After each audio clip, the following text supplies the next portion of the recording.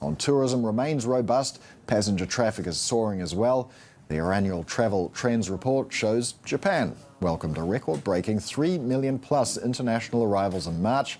And while outbound travel from China recovers, we have more Indians now traveling than at any time in history. So for more on how this is impacting some of the region's largest economies, we're joined now by David Mann, Chief Asia-Pacific Economist at Mastercard. David, thanks so much for joining us. I want to start off in Japan, topping the trending list. It is, of course, a notoriously expensive destination, unless, of course, the yen's really weak, which it has been for a while. So how much of that responsibility can you park at the door of a weak yen, and can Japan retain its top spot?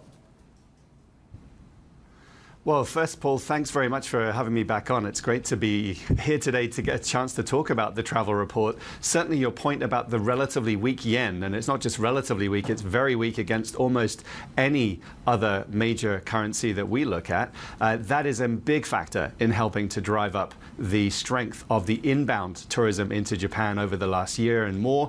And I think actually because the yen is, even after the moves in the last couple of days, gone a bit stronger compared to where it has been over the last few years, that very attractive exchange rate does actually make Japan a relatively cheaper option, more attractive destination, particularly for those travelers where the exchange rate has moved even more in their favor. So, for example, from, say, Singapore, from the United States, there's a major gain that can be had from going there.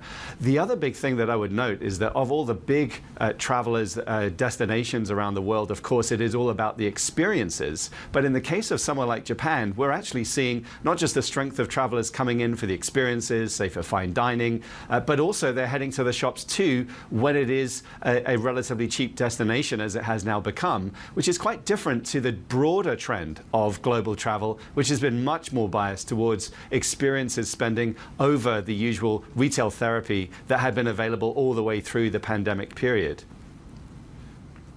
So when we're talking about experiences, and your report does note that experience spending does trump material purchases, what sorts of experiences are travelers looking for? Well, of the big ones, of course, ones that we've looked into quite a bit has been various concert events. For example, the Taylor Swift concerts in Singapore saw a major spike in the amount of cross-border tourism and therefore expenditure. The experiences of, say, going, whether it be skiing or, say, going dining, and that has been a very big part of the experiences spending numbers when we look into the details. And of course, going somewhere like Japan, so famous for being so good on the cuisine front, and in addition, say, a nice cooler destination to cool off. Say, if you're in somewhere that's as tropical as, say, Singapore is, that's really been making the big difference, especially when the price is right alongside that. The other thing, though, that we've been noting is that compared to 2019, there's been an extended duration of the average trip by around 1 day extra worldwide, and it's been slightly more gains in the average duration of trip in the places where the prices of those destinations have not risen as much compared to the places where they've risen a lot more. A differential where it has not risen that much has been a gain of 2 days, therefore even more potential for more spending as people spend longer traveling, compared to the more expensive destinations where they've raised prices a lot more. They have not gained as much, but everyone, even the ones who've raised prices, have seen that impact of travelers staying for a bit longer. In terms of extending trips, how much of that do you think is a function of the fact that not all air ticket prices are quite back to where they were pre-pandemic?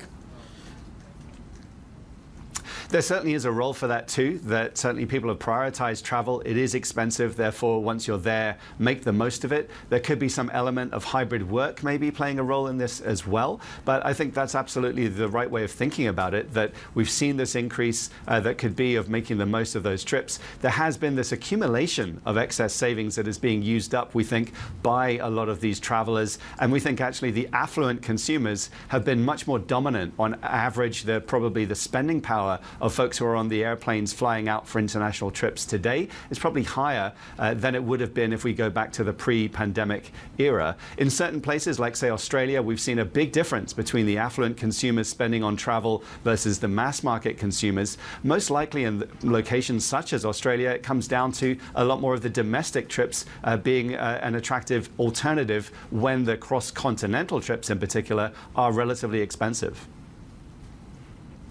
I want to talk about some of these country-specific findings that you had, Nara, particularly in terms of Chinese tourists. I mean, demand is recovering. Where are we at in terms of domestic Chinese tourism and outbound Chinese tourism?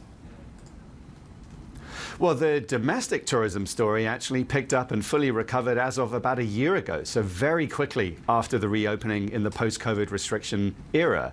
The international side is still about 20% below the sorts of passenger volume levels that we were at in 2019. We think we will get there most likely by the end of this year. It has been a little bit slower, but in the meantime, while we're waiting for that, and we think that will eventually take place to happen, what we've also seen has been a major pickup in the other very populous consumer market in this region and indeed globally, which is India, where we actually are seeing more Indians traveling in general than we've seen any time in history. The sort of run rate we've seen in 2024 so far has actually seen more travelers than you would have seen for a full year only 10 years ago. And we know that with the growth of the middle class there, 20 million more we think will be added to the population of middle class in India over the next 5 years, and 2 million more to the affluent consumers there. That demand side is very strong, and we think is only going to be a long-term story where we might be comparing India to China as the most dominant outbound tourism spenders in this region or even globally at some point.